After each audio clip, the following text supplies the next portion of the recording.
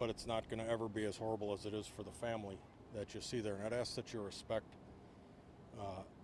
their sorrow and their privacy, because this has got to be the absolute worst news. I'd like to commend the Milwaukee Police Department, because I just watched them deliver news that in our respective careers we've had to do this numerous times. I commend the Milwaukee Police Department for the sensitivity with which they dealt with this absolutely horrible situation. Would also like to note we've had numerous citizen searchers of their own accord out and about along the riverbanks. The initial observation and notification of this was one of those citizen heroes, and I think that's noteworthy. On such a horrible day that we have a citizen out helping for no other reason than because they can, I think that speaks volumes about Milwaukee and Milwaukeeans. It obviously brings no solace to the overall situation. We will continue our search until it's no longer safe to do so. The entire search pattern has moved much closer to the lake now in the area of First and Beecher. And I'd happily pitch it to Inspector Feldmeyer, and we'll take any questions after that. The Milwaukee Police Department first delivers its deepest condolences to the family, and we pray for quick closure and recovery of the other missing victims. We'd also like to thank the fire department and collaboration with the police department and the citizens who also came out, dedicated their time to trying to help find and bring closure to this family. Can you, what's your first name again? David. David, okay. Is he 10 or 11? He's going to be 11 on July 4th. Okay, so he was 10. Was this an area you were going to search?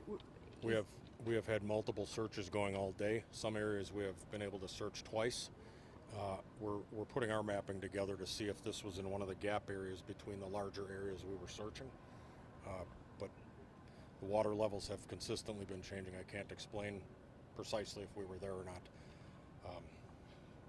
Can you explain or do you know the distance between the location of 27th and Loomis to here? Approximately how far they traveled? How far? Well, 27th to 16th is 11 blocks, and 11 Oklahoma blocks to, so I mean 11 plus the north-south is probably another mile. So it's curvilinear, probably a mile and a half, I don't know. Just short of 2 miles. Yeah. Short 2 miles. And I asked you earlier, what do you think your greatest challenge would be? Now we're kind of in the middle of the day. What has a big challenge been so far today?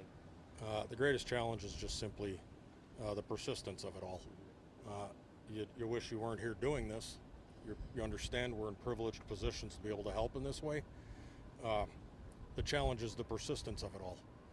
We've been able to recover and deliver this young man, at least back, so the family has some awareness.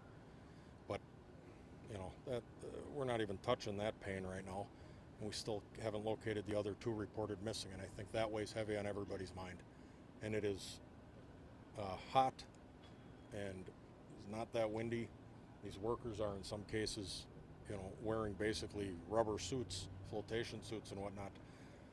I don't care what anybody says about it, that's just miserable stuff. And they're going to keep going.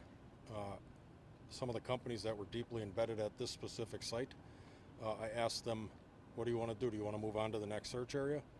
Because, it ain't about us, but you can see it. You can see that it's wearing heavy on everybody, and I think y'all are decent enough to understand and respect that. And they told me flat out, put us in, send us. They didn't want any relief. They wanted to go and continue helping, and we will continue, as will the police department. The citizen, did they call it in? Did they, were they walking down and they? I believe they did call it in, and they met our initial units that got here and guided us right to where the young man was.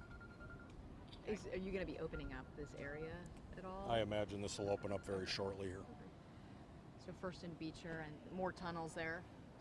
No, now we're out into the deeper water, and so we've got dive patterns going. We have surface boats getting into areas that are too deep to travel by foot.